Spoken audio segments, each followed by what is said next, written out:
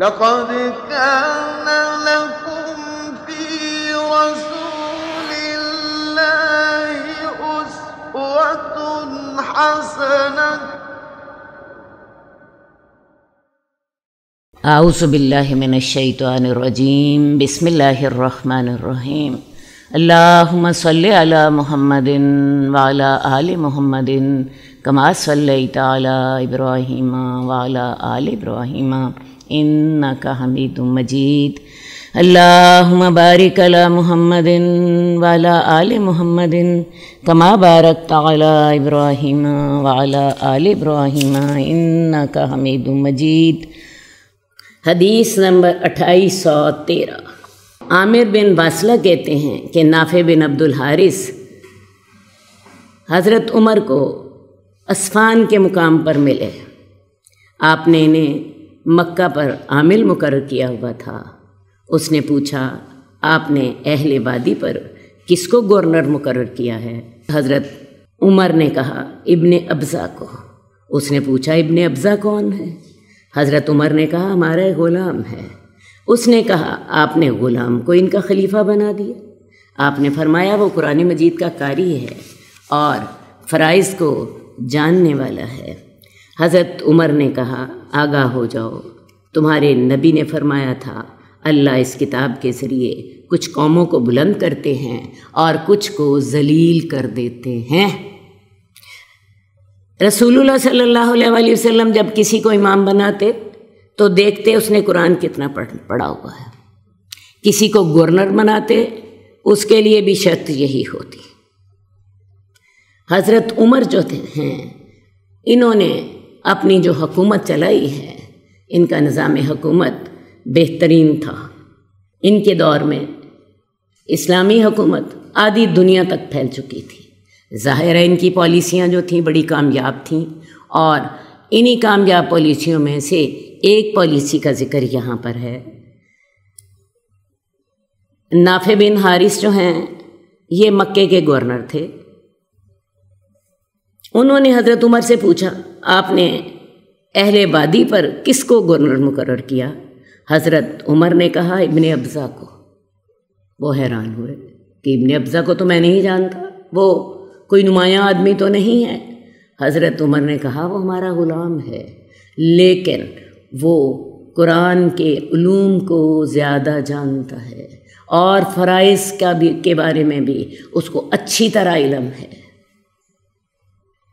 یہ معیار تھا حضرت عمر کے کسی کو گورنر بنانے کا۔ اور ساتھ ہی پھر حضرت عمر نے یہ بھی کہا تھا کہ رسول اللہ صلی اللہ علیہ وسلم نے فرمایا تھا کہ اللہ تعالیٰ قرآن کی وجہ سے کچھ قوموں کو رفعت عطا کرتے ہیں اور کچھ قوموں کو ذلیل کر دیتے ہیں۔ آج دیکھ لیجیے ہمارے حکمران کون سے ہوتے ہیں جنہیں سورہ اخلاص بھی پڑھنی نہیں آتی ہوتی، انہیں باقی بہت سی باتیں تو انہیں سمجھ آ رہی ہوتی ہیں، لیکن قرآن کا انہیں زیرو کا بھی پتہ نہیں ہوتا۔ سورہ اخلاص بھی انہیں نہیں پڑھنی آ رہی ہوتی، ان کے سامنے جو اذان بج رہی ہوتی ہے، اور اس کا نتیجہ ہمارے ملک کے حالات آپ کو نظر آ رہے ہیں۔ تو حکمرانوں کے لیے بہترین صفات کیا ہیں؟ جو قرآن کا جاننے والا ہو، جو فرائض کو پہچاننے والا ہو۔ اصل بات ہے، قرآن مجید میں اللہ تعالیٰ نے ہر قسم کے احکامات دے دیے۔ لوگوں کا خیال یہ ہے کہ قرآن مجید شاید عبادات کی کتاب ہے، شاید وظیفوں کی کتاب ہے، حالانکہ اسی قرآن کو پڑھ کے صحابہ نے پوری دنیا پر حکومت کی۔ کیا خیال ہے حضرت عمر کے دور میں جو آدھی دنیا فتح ہو گئی تھی، تو حضرت عمر نے آکسفورڈ یونیورسٹی سے پڑھا ہوا تھا یا کیمبرج یونیورسٹی سے پڑھا ہوا تھا؟ حضرت عمر کے پاس ایک ہی یونیورسٹی تھی، اور وہ کون سی تھی؟ قرآن کی اور احادیث کی۔ وہ تمام مسائل کا حل قرآن اور حدیث میں سے ہی نکالا کرتے تھے۔ آج ہم نے قرآن کو چھوڑ دیا، اور آج ہم نے قرآن کی ضرورت ہی نہ سمجھی، اس کو فالتو سمجھ کے گھر میں اونچی جگہ پہ رکھ دیا، اور دنیا کے تمام مسائل کا حل ہم نے ڈھونڈا غیر ملکی ماہرین کے ذریعے۔ نتیجہ کیا ہے؟ آج ہم ساری دنیا میں جوتیاں کھا رہے ہیں، ذلت ہمارا پیچھا ہی نہیں چھوڑ۔ آج بھی اگر ہم عزت حاصل کرنا چاہتے ہیں تو قرآن ہی ہمیں عزت دے سکتا ہے۔ آج اگر ہم قرآن سے جڑ جائیں، اپنے اللہ سے اور اپنے نبی سے جڑ جائیں، تو میں آپ کو بتاؤں کچھ وقت نہیں گزرے گا، ہمیں دنیا میں اللہ تعالیٰ وہی عزت عطا فرما دیں گے جس عزت کو ہم پچھلے سالوں میں، پچھلی تاریخ میں جس عزت کے ساتھ ہم زندگی گزارتے رہے ہیں۔ مسلمانوں نے 1000 سال تک دنیا پر حکومت کی ہے۔ جس وقت مسلمان دنیا پر حکومت کر رہے تھے، اس وقت فرانس میں یہ سوچا جا رہا ہوتا تھا کہ آیا وہ پادری زیادہ نیک ہوتا ہے جو ساری عمر نہ نہائے، یا وہ پادری نیک ہوتا ہے جو زندگی میں ایک دفعہ نہا لے۔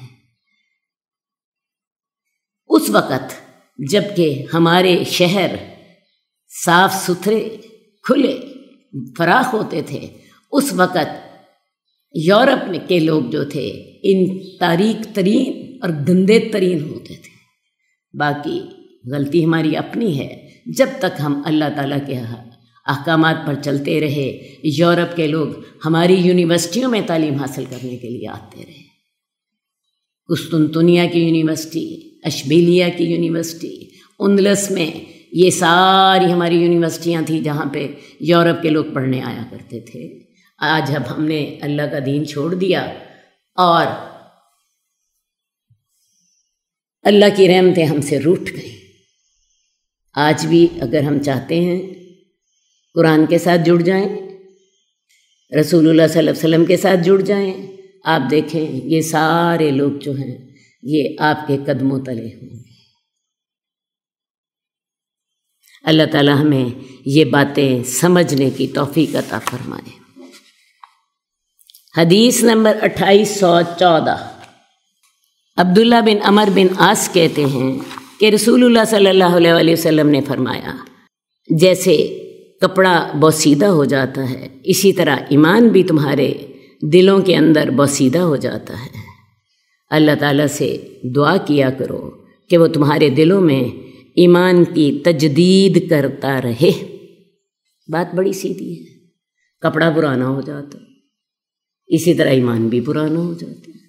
تو جیسے پرانا کپڑا ہو جاتا ہے تو ہم تبدیل کر دیتے ہیں، اسی طرح جب ایمان پرانا ہو جائے تو ایمان کی بھی تجدید ہونی چاہیے۔ اب ایمان کی تجدید کیسے ہو؟ رمضان نیکیوں کا موسم بہار ہے۔ رمضان میں انسان کا ایمان جو ہے وہ بڑھ جاتا ہے۔ آپ کو پتہ ہے ہر نیکی کا عمل 70 گنا بڑھ جاتا ہے۔ انسان صبح روزہ رکھتا ہے، رات کو قیام اللیل کرتا ہے۔ اس کے علاوہ روزے کی وجہ سے انسان کے اندر تقوی پیدا ہوتا ہے۔ انسان رمضان کے اندر عام طور پہ اپنی زکوٰۃ ادا کرتا ہے، صدقات کرتا ہے، کیونکہ 70 گنا ثواب کا اللہ تعالیٰ نے اجر رکھا ہوتا ہے۔ ویسے بھی میں آپ کو بتاؤں، رمضان کی ایک اپنی ہی برکت ہوتی ہے۔ رمضان کی ہوائیں، رمضان کی فضائیں عام دنوں سے فرق ہوتی ہیں۔ ان دنوں میں چونکہ بڑے بڑے شیاطین قید ہوتے ہیں تو ایک نیکی کا ماحول بنا ہوتا ہے، اور اس نیکی کے ماحول کی وجہ سے آپ دیکھیں انسان روزہ بھی رکھتا ہے، رات کو قیام اللیل بھی کرتا ہے، اور ان سارے کاموں کا وقت بھی اللہ دے دیتے ہیں۔ ورنہ عام دنوں میں روزانہ 3 گھنٹے دورہ قرآن کا وقت یا دورہ حدیث کا وقت کہاں ملتا ہے، اور رات کو 2 گھنٹے تراویح کا وقت کہاں ملتا ہے۔ لیکن آپ یہ دیکھیے، یہ رمضان کی برکت ہوتی ہے کہ اللہ تعالیٰ یہ تمام اوقات ہمیں توفیق دے دیتے ہیں، نکاح ہم عورتیں نکال لیتی ہیں۔ اس کے علاوہ ان دنوں میں ہم اپنے جو غریب بہن بھائی ہیں ان کے ساتھ بھی نیکی کرنے کی کوشش کرتے ہیں۔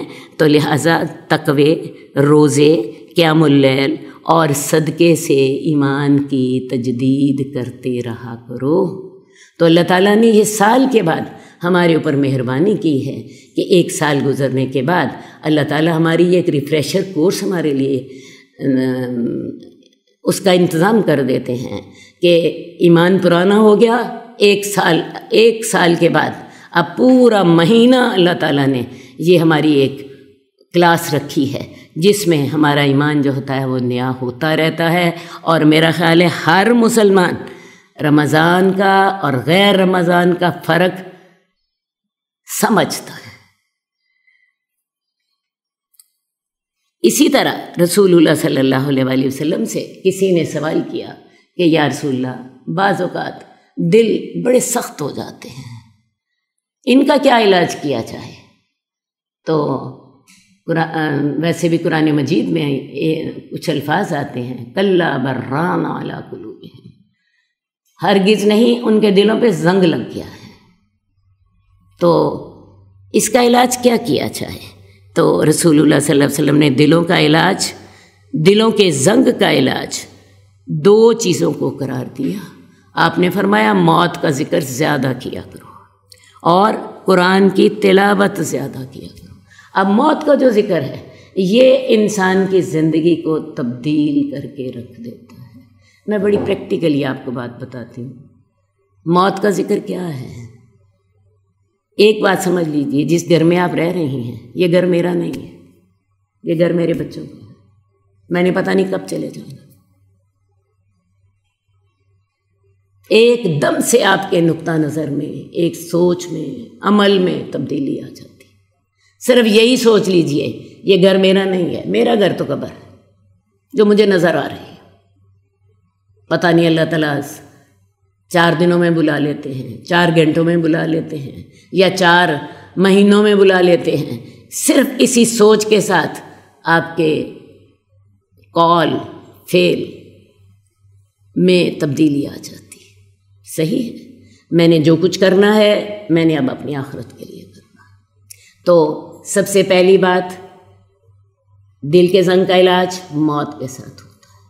موت کا ذکر نہ ہو، انسان اپنی زندگی کے پیچھے، دنیا کے پیچھے پاگل ہوا ہوتا ہے، اور اگر موت کا ذکر کریں تو دنیا کی زندگی کی 1% بھی اہمیت نہیں رہتی، 1% بھی اہمیت نہیں رہتی۔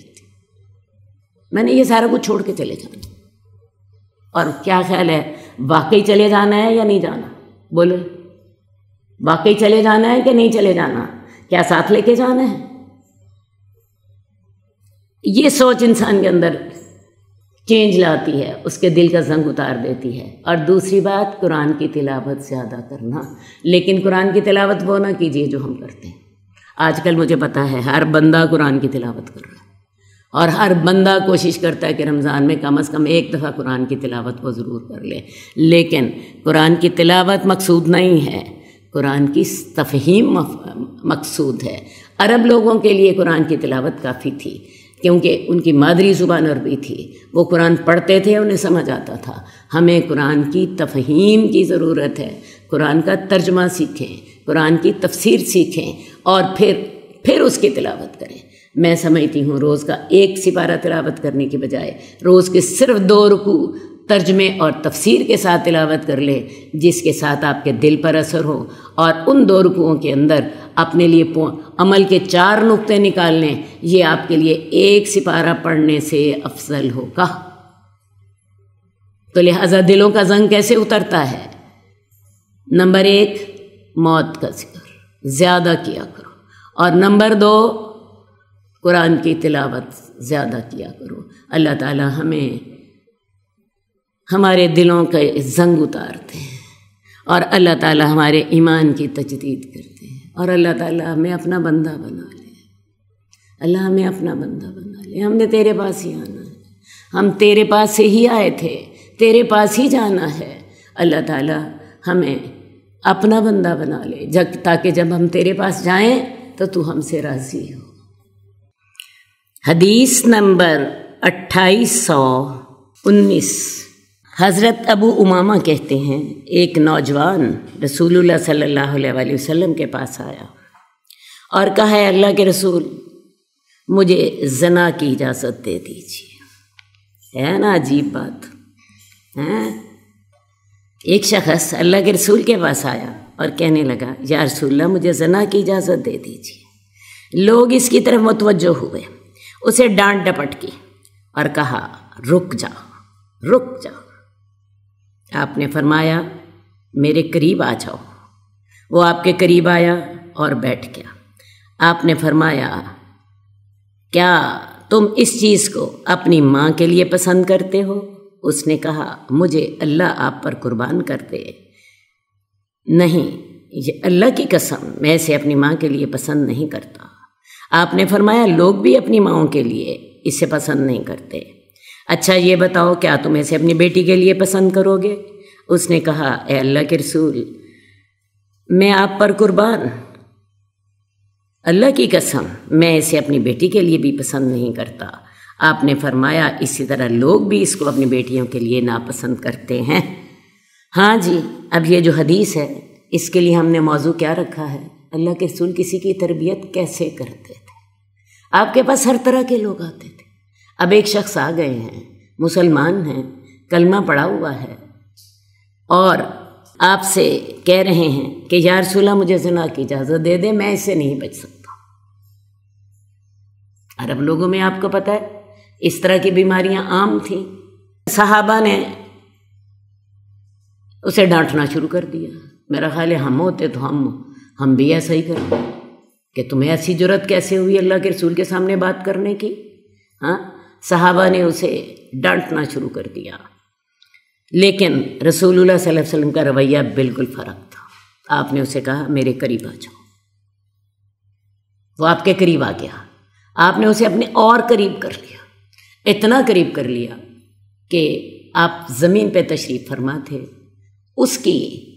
اس کے زانوں اور آپ کے زانوں ایک دوسرے کے ساتھ مل گئے۔ آپ نے اتنا زیادہ اسے اپنے قریب کر لیا۔ اسے پوچھا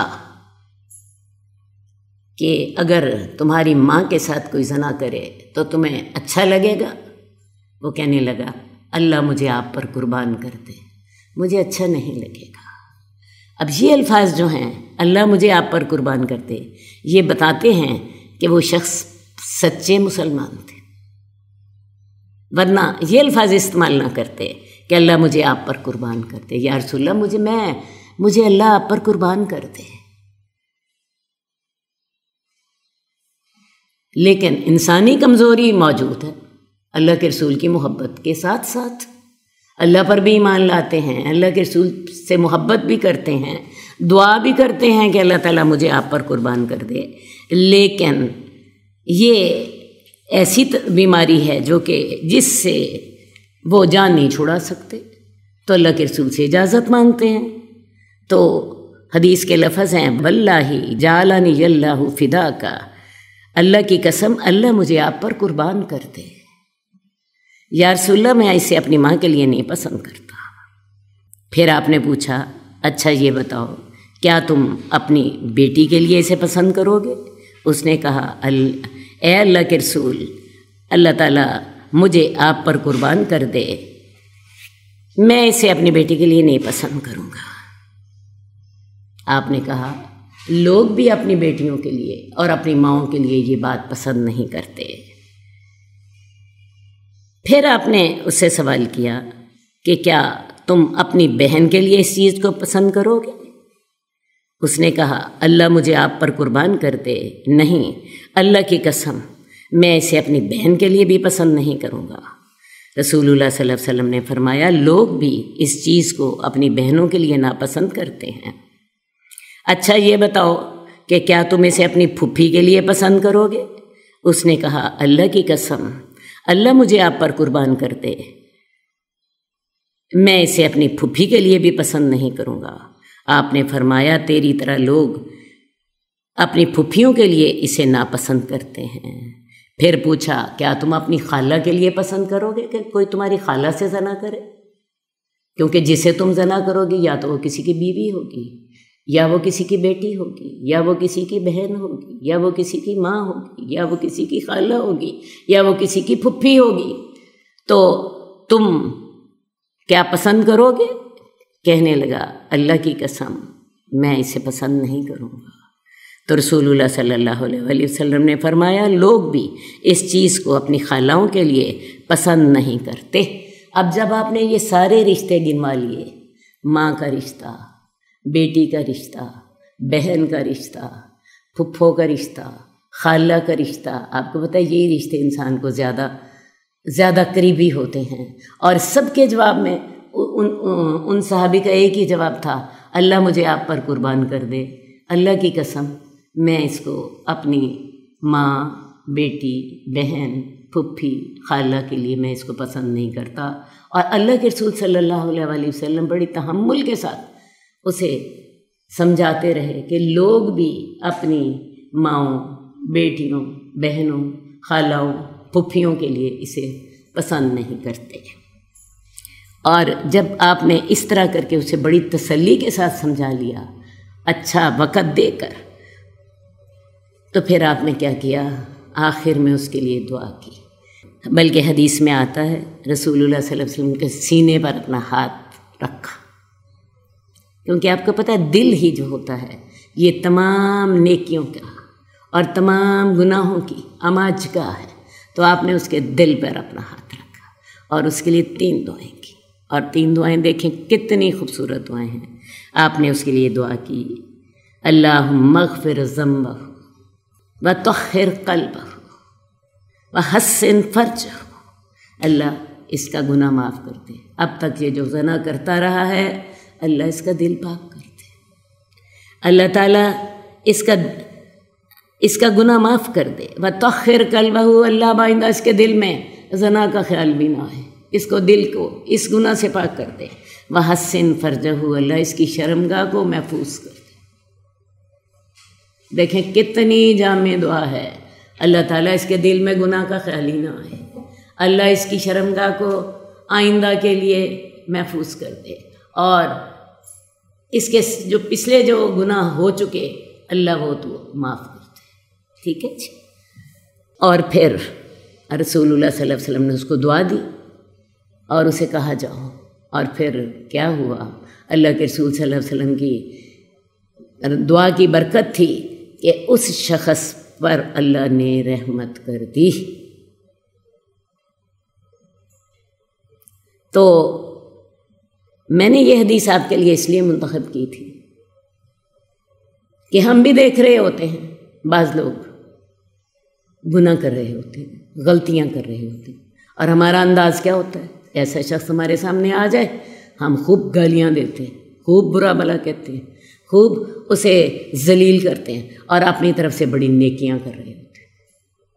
اصل بات یہ ہے ہمیں اپنا ٹارگٹ واضح ہونا چاہیے۔ ہمارا ٹارگٹ کیا ہے؟ اگلے کی اصلاح۔ ہمارا ٹارگٹ غصہ نکالنا نہیں ہے، ہمارا ٹارگٹ ہے اگلے کی اصلاح، اور اگلے کی اصلاح جس بہترین طریقے سے ہو سکتی ہے اس بہترین طریقے کو آزمائیے، اس بہترین طریقے کو آزمائیے، اپنے جذبات کو ایک طرف رکھیں۔ یہ شیطان جو ہوتا ہے یہ ہمیں مشتعل کر کے معاملہ جو سیدھا ہوتا ہے اس کو بھی خراب کر دیتا ہے۔ اب یہ رسول اللہ صلی اللہ علیہ وسلم کا طریقہ ہے، آپ نے اس پر اچھا بھلا وقت لگایا ہے، آپ نے اس کے لیے خلوص کے ساتھ دعائیں کی ہیں، آپ نے اس کی جو ہے برائی ہے اس کو ایکنالج کیا ہے، ہاں یہ شخص جو ہے ایمان بھی لاتا ہے، میرے سے محبت بھی کرتا ہے، لیکن اس کے باوجود اس سے یہ برائی چھپ نہیں رہی، تو رسول اللہ صلی اللہ علیہ وسلم نے اس کی مدد فرمائی اس برائی سے بچنے کے لیے۔ تو کوشش کیجئے آپ ایسے لوگ بنیں، آپ اس کی برائی کے خلاف شیطان کی مدد کرنے والے نہ بنیں۔ شیطان کی مدد کرنا کیا ہے؟ اسے برا بھلا کہا، اسے گالیاں دیں، اسے جوتیاں ماری، تاکہ آئندہ کے لیے وہ آپ کے پاس ہی نہ آئے، اور وہ جا کے اپنا ٹھکانہ جو ہے مجرم پیشہ لوگوں کے پاس اپنا ٹھکانہ بنا لیں۔ ہر قسم کی ہدایت اور ہر قسم کی رہنمائی رسول اللہ صلی اللہ علیہ وسلم سے حاصل کیجیے۔ حدیث نمبر 2821، حضرت انس بن مالک کہتے ہیں رسول اللہ صلی اللہ علیہ وسلم نے ایک ٹہنی کو پکڑ کر ہلایا، سارے پتے نہ گرے، پھر ہلایا، پھر سارے پتے نہ گرے، تیسری دفعہ ہلایا تو سارے پتے گر گئے۔ پھر رسول اللہ صلی اللہ علیہ وسلم نے فرمایا سبحان اللہ، الحمدللہ، لا الہ الا اللہ اور اللہ اکبر گناہوں کو اس طرح ختم کر دیتے ہیں جیسے اس درخت کی شاخ نے پتوں کو ختم کر دیا ہے۔ آپ نے واقعہ دیکھا کہ رسول اللہ صلی اللہ علیہ وسلم نے درخت کے پتوں کو ہلایا، سارے پتے نہیں گرے، دوبارہ ہلایا اور پتے گر گئے، تیسری دفعہ ہلایا، باقی ماندہ بھی سارے گر گئے۔ تو اس وقت آپ نے یہ فرمایا کہ سبحان اللہ والحمد للہ ولا الہ الا اللہ واللہ اکبر گناہوں کو اس طرح گرا دیتے ہیں جیسے اس درخت نے پتوں کو گرا دیا ہے۔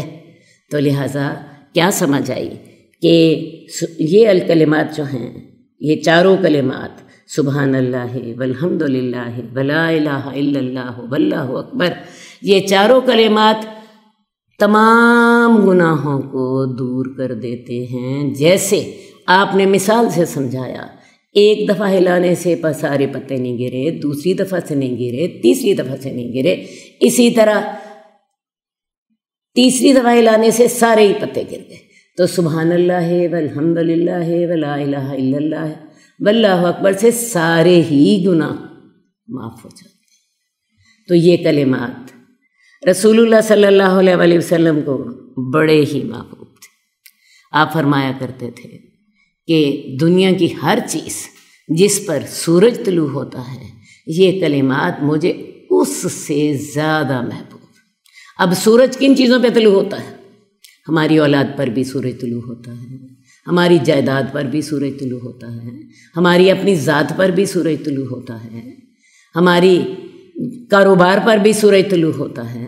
تو اللہ کے رسول صلی اللہ علیہ وسلم کو یہ کلمات دنیا کی ہر چیز، اپنی اولاد، اپنی ذات، اپنا مال، ہر چیز سے زیادہ محبوب تھے۔ لہٰذا جب بھی یہ کلمات پڑھا کریں، اس سوچ کے ساتھ پڑھا کریں کہ یہ میرے نبی کو دنیا کی ہر چیز سے زیادہ محبوب تھے اور مجھے بھی یہ دنیا کی ہر چیز سے زیادہ محبوب۔ کون سے کلمات؟ سبحان اللہ والحمد للہ ولا الہ الا اللہ واللہ اکبر۔ اب ان میں سے آپ چاہیں تو سبحان اللہ کو پہلے کہہ دیں، الحمد للہ کو پہلے کہہ دیں، حدیث میں آتا ہے جس سے چاہو شروع کر دو، لیکن یہ چار کلمات جو ہیں یہ اللہ تعالیٰ کو سب سے زیادہ محبوب ہیں۔ اب یہ جو چاروں کلمات ہیں، اس سے ایک تو آپ کو پتہ چلا کہ اللہ کے رسول کو سب سے زیادہ محبوب تھے، دوسری بات میں نے آپ کو بتایا کہ یہ گناہوں کو اس طرح زائل کر دیتے ہیں جیسے درخت سے تمام پتے ختم ہو گئے۔ اسی طرح ان کلمات کے ذریعے آپ جنت میں شجر کاری کر سکتے ہیں۔ حضرت ابو ہریرہ جو تھے، یہ اپنے باغ میں شجر کاری کر رہے تھے، اپنے باغ میں زمین تیار کر رہے تھے، تو اللہ کے رسول نے ان سے کہا کہ میں تمہیں ایسی شجر کاری نہ بتاؤں جو تمہاری اس شجر کاری سے بڑی اچھی ہو؟ انہوں نے کہا یا رسول اللہ ضرور بتائیے۔ تو آپ نے فرمایا ان کلمات کے ذریعے جنت میں شجر کاری کرو۔ کن کلمات کے ذریعے؟ سبحان اللہ والحمد للہ ولا الہ الا اللہ واللہ اکبر۔ ویسے بھی جنت کی جو ہے مٹی بڑی زرخیز ہے، جنت کی آب و ہوا بڑی عمدہ ہے، جنت کا پانی بڑا میٹھا ہے، اور ان کلمات میں سے ہر کلمے کے ساتھ جنت میں ایک درخت لگ جاتا ہے۔ سبحان اللہ کے ساتھ بھی درخت لگ جاتا ہے، الحمدللہ کے ساتھ بھی درخت لگ جاتا ہے، اللہ اکبر کے ساتھ بھی درخت لگ جاتا ہے، اور لا الہ الا اللہ کے ساتھ بھی درخت لگ جاتا ہے۔ تو ان کلمات کے ذریعے جنت میں شجر کاری کرو۔ کوئی شخص 100 دفعہ سبحان اللہ کہتا ہے، سبحان اللہ ایک کلمہ ہے، اس کے ساتھ 1000 نیکیاں ملتی ہیں۔ ایک اور حدیث میں نے آپ کو بتایا تھا، انسان سبحان اللہ کہتا ہے، ترازو نیکیوں کا ترازو سارا بھر جاتا ہے۔ کوئی سبحان اللہ والحمد للہ کہتا ہے، زمین اور آسمان کا خلا بھر جاتا ہے۔ اور یہ کوئی شخص 100 دفعہ سبحان اللہ کہتا ہے، ایک اور حدیث کے مطابق 1000 نیکیاں ملتی ہیں۔ تو یہ کلمات جو ہیں یہ اپنی زندگی کا حصہ بنا لے۔ یہ ان کلمات کے ساتھ انسان کے سارے گناہ معاف ہو جاتے ہیں۔ اگرچہ وہ سمندر کی جھاگ کے برابر کیوں نہ ہوں۔ ان کلمات کے حدیث میں کوئی 8 سے زیادہ فضائل آتے ہیں، میں نے آپ کے سامنے 3 یا 4 فضائل رکھے ہیں۔ بہرحال ان کلمات کو اپنی زندگی کا حصہ بنائیے اور بڑے ذوق و شوق کے ساتھ اس سوچ کے ساتھ پڑھا کریں، یہ میرے نبی کو یہ کلمات میرے نبی کو سب سے زیادہ پسند تھے۔ 2823 عبداللہ بن عمر کہتے ہیں ہم شمار کیا کرتے تھے رسول اللہ صلی اللہ علیہ وآلہ وسلم ایک مجلس میں 100 دفعہ یہ دعا پڑھا کرتے تھے، اے میرے رب مجھے بخش دے اور میری توبہ قبول فرما، کیونکہ تو توبہ قبول کرنے والا اور مہربان ہے۔ حضرت عبداللہ بن عمر سے روایت ہے کہ رسول اللہ صلی اللہ علیہ وسلم ایک مجلس میں 100 دفعہ یہ دعا پڑھتے تھے۔ ابھی ہم پیچھے پڑھ کر آ چکے ہیں کہ رسول اللہ صلی اللہ علیہ وآلہ وسلم ہر نماز کے بعد 100 دفعہ اللہ سے توبہ استغفار کیا کرتے تھے، اور میں نے آپ کو بتایا تھا کہ اس کا مطلب یہ ہے کہ ایک دن میں 500 مرتبہ اگر آپ نے ہر فرض نماز کے بعد یہ کیا ہو، اور ہر مجلس میں اس کے علاوہ 100 دفعہ یہ دعا پڑھا کرتے تھے۔ دعا کے الفاظ کیا ہے؟ رب اغفر لی وتب علیہ انک انت التواب الرحیم۔ تو یہ جو استغفار ہے یہ بہت ہی بابرکت چیز ہے۔ سورہ نوح میں اللہ تعالیٰ فرماتے ہیں، اللہ تعالیٰ تمہیں استغفار کے ساتھ سب سے پہلی بات کیا ہے؟ وہ تمہیں بارش برسائے گا، اور جب بارش برستی ہے تو خوشحالی آتی ہے۔ وَيُمْدِدْكُمْ بِأَمْوَالٍ وَبَنِينَ، اور وہ تمہاری مدد کرے گا مال کے ساتھ اور بیٹوں کے ساتھ۔ وَيَجْعَلْ لَكُمْ جَنَّاتٍ وَأَنْهَارًا، اور تمہارے لیے باغات بنا دے گا اور تمہارے لیے نہریں بنا دے گا۔ تو لہٰذا استغفار کے کون سے 4 فائدے ہوئے؟ تم پہ بارشیں برسیں گی، تمہیں اللہ مال اور اولاد دیں گے، تمہیں باغات اور نہریں دیں گے، خوشحالی عطا فرمائیں گے۔ تو یہ چاروں جو ہیں کام کس کے ساتھ ہوتے ہیں؟ استغفار کے ساتھ۔ حضرت حسن بصری کے پاس ایک شخص آیا، کہنے لگا یا حضرت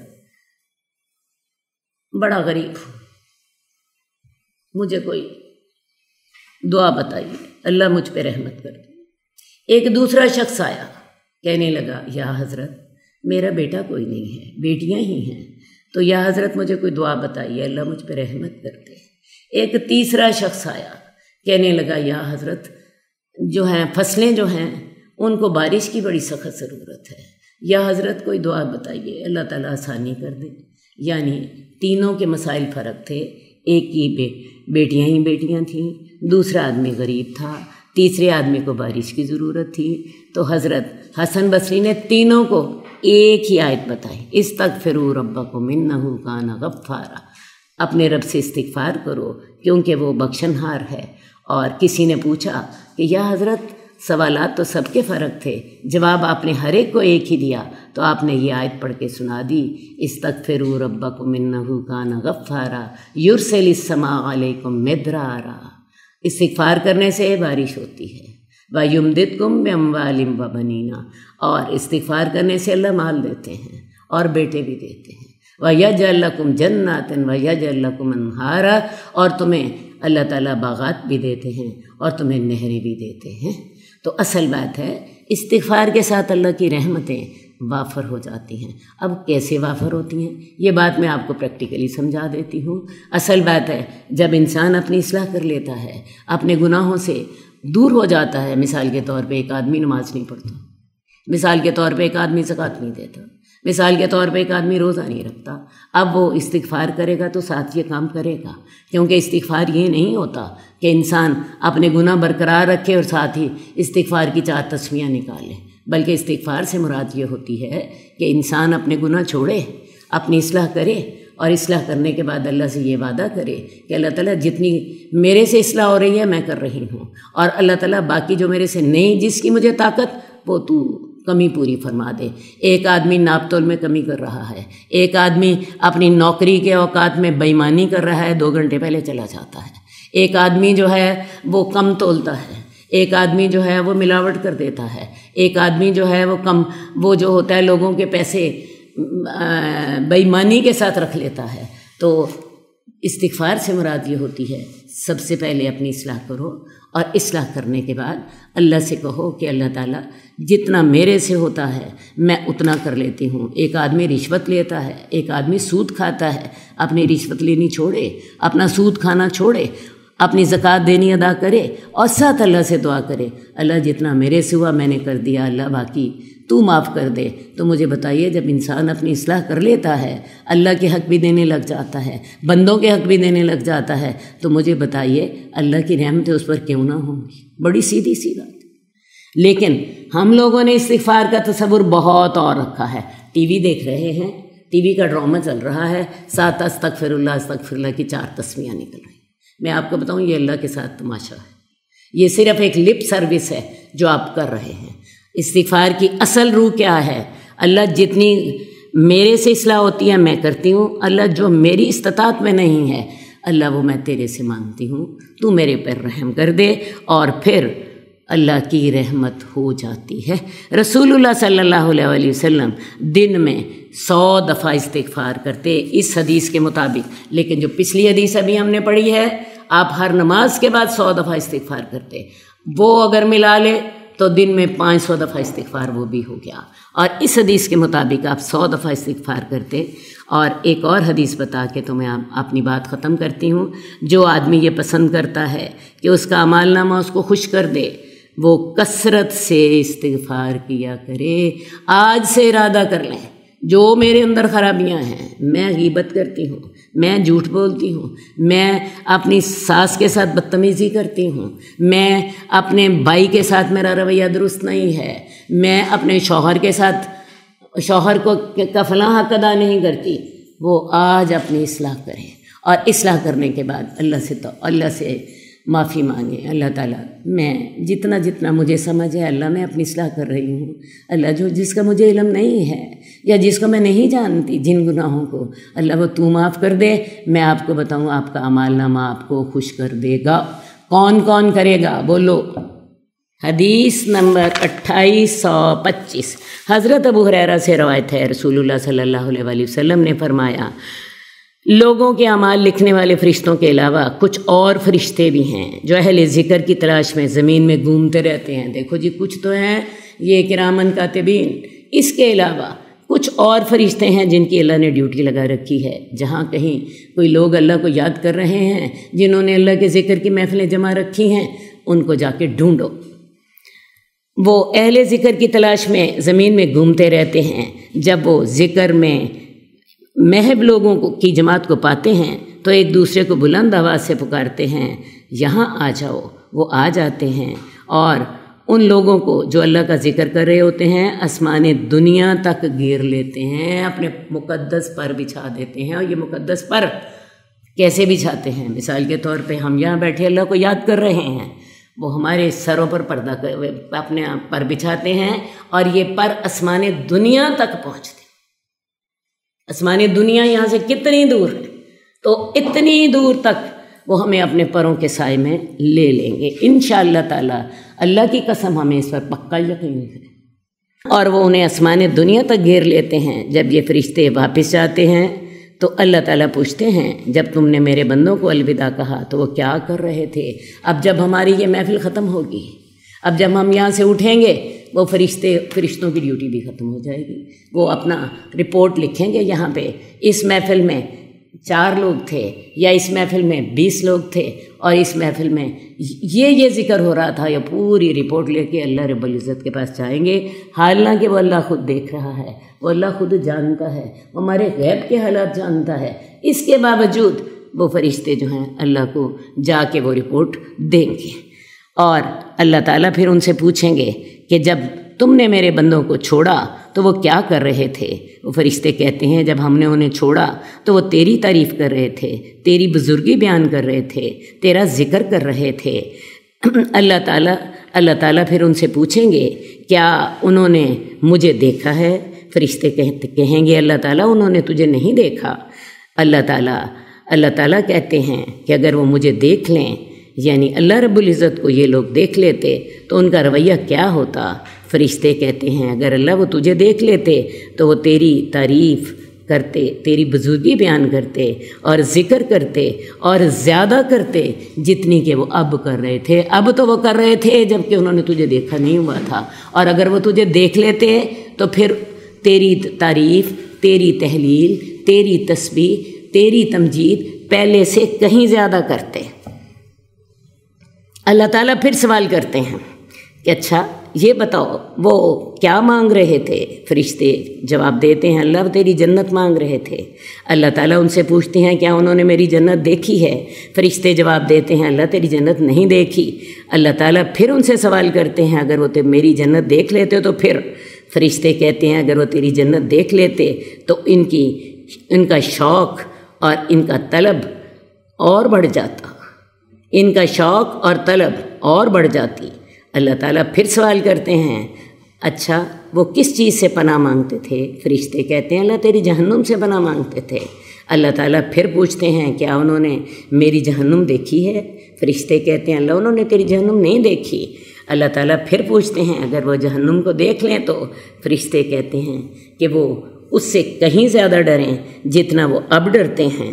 اللہ تعالیٰ پھر فرشتوں سے کہتے ہیں فرشتوں میں تمہیں اس بات پہ گواہ بناتا ہوں کہ میں نے ان کو بخش دیا ہے، میں نے ان کو بخش دیا ہے۔ فرشتے کہتے ہیں اللہ تعالیٰ ان میں ایک آدمی گناہ گار تھا، وہ تجھے یاد کرنے نہیں آیا تھا، وہ تو کسی اپنی ضرورت کے لیے آیا تھا، اس کا مقصد تجھے یاد کرنا نہیں تھا، تو اللہ تعالیٰ تو نے ان سب کو معاف کر دیا۔ اللہ تعالیٰ جواب دیتے ہیں کہ یہ ایسے لوگ ہیں کہ جو شخص ان کا ہم نشین ہو جائے وہ بھی بدبخت نہیں رہتا۔ تو لہٰذا یہ جو اللہ کے ذکر کرنے والے لوگ ہیں ان کے ساتھ بھی کوئی شخص بیٹھ جائے وہ ان کی برکت سے وہ بھی بخشا جاتا ہے۔ تو لہٰذا یہ اللہ کے جو ذکر کی محفلیں ہیں ان محفلوں کو کم نہ سمجھو، یہ اللہ کے نزدیک بہت قدر والی ہے۔ اللہ تعالیٰ ان کے شرکاء کو معاف کر دیتا ہے، نہ صرف معاف کر دیتا ہے بلکہ ان کے ساتھ کوئی خطا کار آدمی بھی بیٹھا ہوتا ہے جو اللہ کا ذکر کرنے نہیں آیا ہوتا، اپنے کسی کام کے لیے آیا ہوتا ہے، اللہ تعالیٰ ان کے ساتھ کی وجہ سے اعلان فرماتے ہیں کہ یہ اتنے نیک بخت لوگ ہیں لا یشقا جلیسہم، ان کا جو ساتھی ہے جو ان کے ساتھ بیٹھنے والا ہے وہ بھی ان کی برکت کے ساتھ بخش دیا جاتا ہے۔ اللہ ہمیں ان میں سے بنا لے، اللہ ہمیں ان میں سے بنا لے، اللہ ہمیں ان میں سے بنا لے۔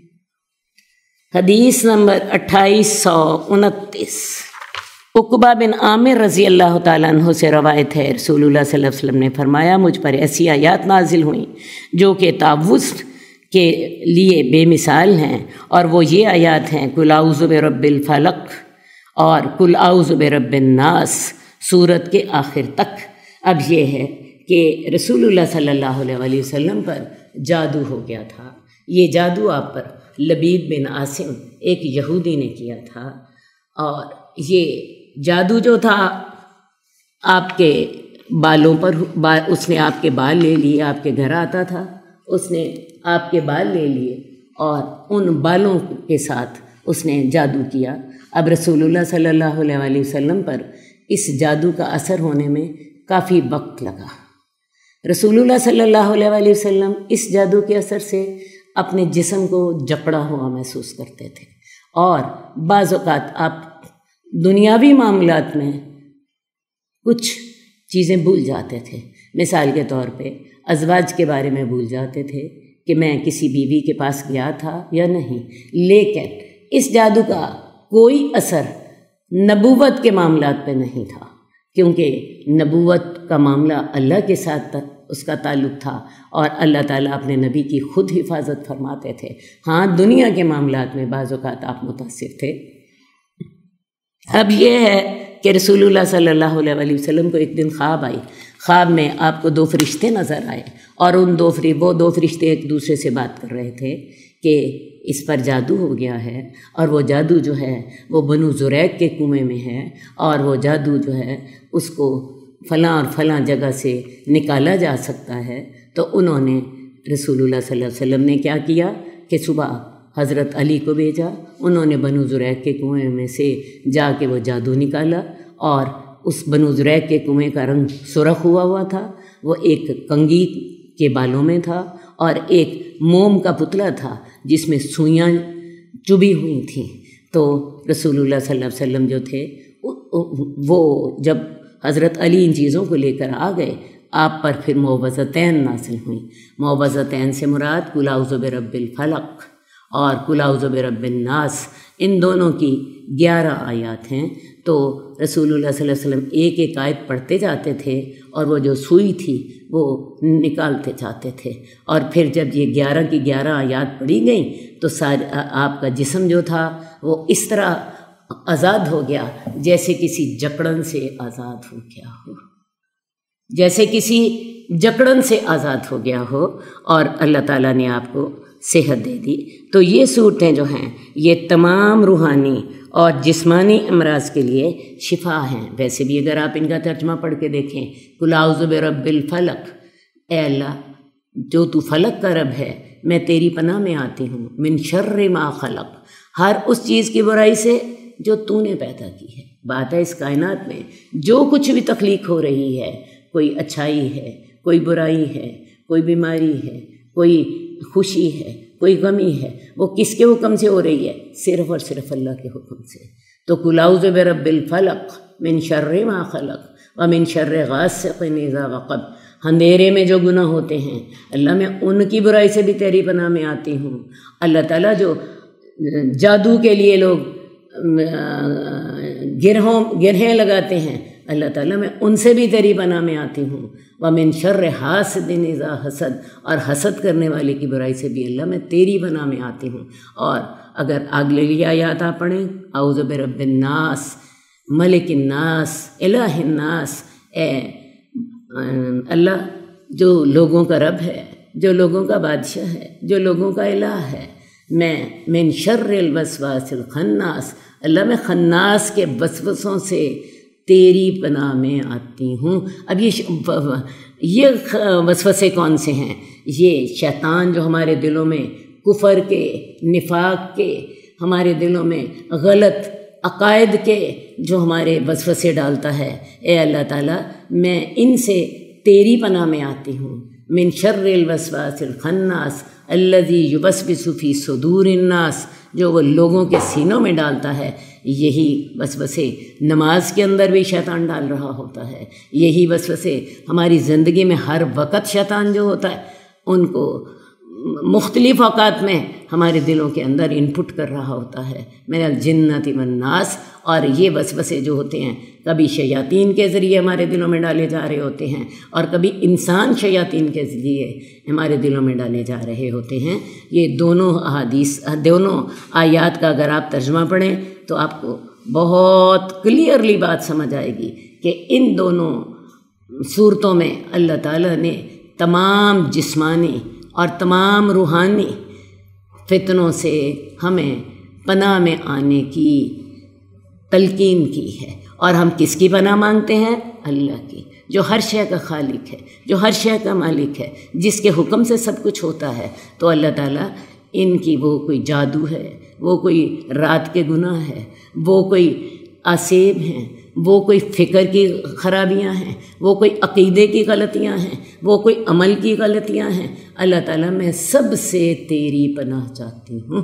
وقت تھوڑا ہے، ورنہ میرا دل چاہ رہا ہے کہ اس وقت میں آدھا گھنٹہ لگاؤں ان آیات کی تشریح کرتے ہوئے، تو بس تھوڑے کہے کو زیادہ سمجھیے۔ تو یہ جو دو صورتیں ہیں، ان دو صورتوں کو اللہ تعالیٰ نے جادو کے توڑ کے لیے رسول اللہ صلی اللہ علیہ وسلم کے لیے نازل کیا تھا۔ اب ہمارے لیے یہ ہر قسم کی مصیبت کے لیے، ہر قسم کے فکری یا عملی، ہر قسم کی جو خرابی ہے اس کے لیے اللہ تعالیٰ نے ہمیں یہ معوذتین عطا فرمائی ہوئی ہیں۔ ایک بات اور، یہ صورتیں تمام روحانی اور جسمانی امراض کے لیے شفا ہے، اور قرآن کا آغاز بھی دعا سے ہو رہا ہے اور قرآن کا اختتام بھی دعا سے ہو رہا ہے۔ دیکھیں قرآن کا آغاز کس سے ہو رہا تھا؟ سورہ فاتحہ سے، اور اس میں ہم اللہ سے دعا کر رہے تھے اہدنا الصراط المستقیم، اور قرآن کا اختتام بھی دعا سے ہو رہا ہے اللہ تعالیٰ ہم تیری پناہ میں آتے ہیں۔ تو انسان حقیقت ہے کہ اللہ تعالیٰ کا ہر لمحے محتاج ہے۔ اللہم صلی علی محمد وعلی آل محمد کما صلیت علی ابراہیم وعلی آل ابراہیم انک حمید مجید۔ اللہم بارک علی محمد وعلی آل محمد کما بارکت علی ابراہیم وعلی آل ابراہیم انک حمید مجید۔ مولاي صل وسلم دائما ابدا على حبيبك خير